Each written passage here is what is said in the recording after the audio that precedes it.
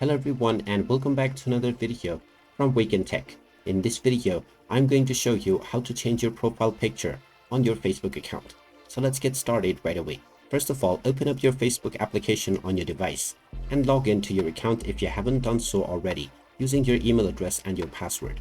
Once you are logged in and taken into the home page, if you wish to change your profile picture, just tap on the menu icon at the top right corner and then tap on View Your Profile. From this page, just tap on your current profile picture and now you will see various different options. You can either choose an existing photo from your Facebook account, or you may also upload one from your device.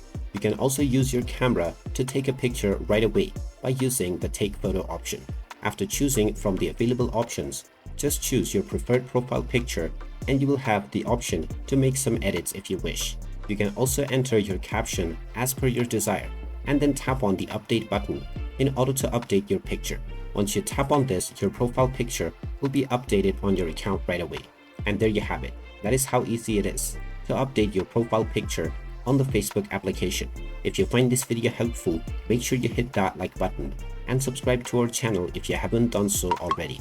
Also ring that notification bell to never miss another update from us. Thank you for watching and I will see you again in the next video.